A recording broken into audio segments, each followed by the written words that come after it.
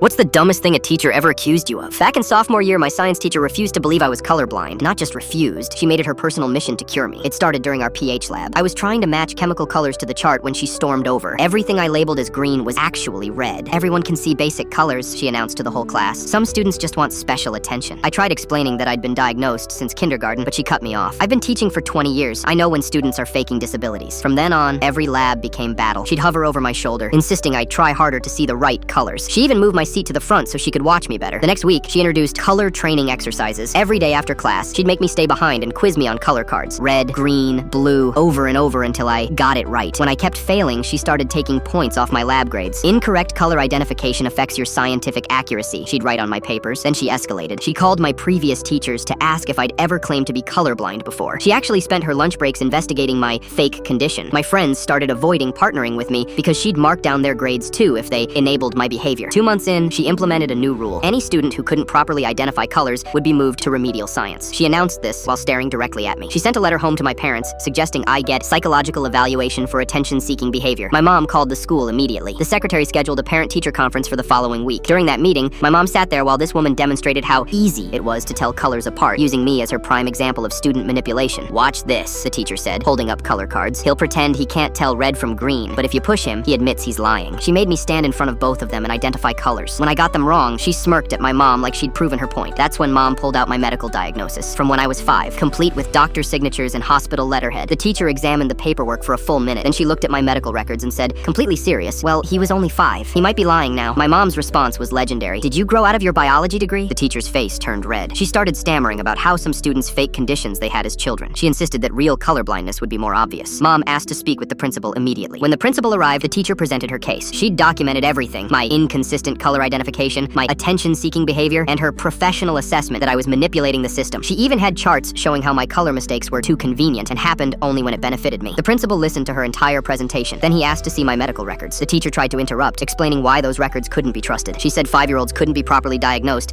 and that I'd probably coached myself to fake the symptoms. That's when the principal said something that changed everything. "Ma'am, I'm also colorblind." The teacher's confident expression crumbled instantly. He continued, "I was diagnosed at age 6. I'm 38 now. Would you like to tell me I'm also faking it?" The principal then asked her to identify the colors on his tie. She confidently said green and blue. He informed her they were actually red and brown, colors that colorblind people commonly confuse. She tried to argue that his case was different, that mine was obviously fake because I was a student trying to get out of work. The principal asked her if she had any medical training to make these assessments. She admitted she didn't. He then asked if she'd ever consulted with the school nurse or counselor about accommodating my condition. She said she didn't think it was necessary because the condition wasn't real. The meeting ended with her being told to provide me proper accommodations immediately. The principal made sure word got around to other teachers about proper disability accommodations. She transferred to a different school the following year.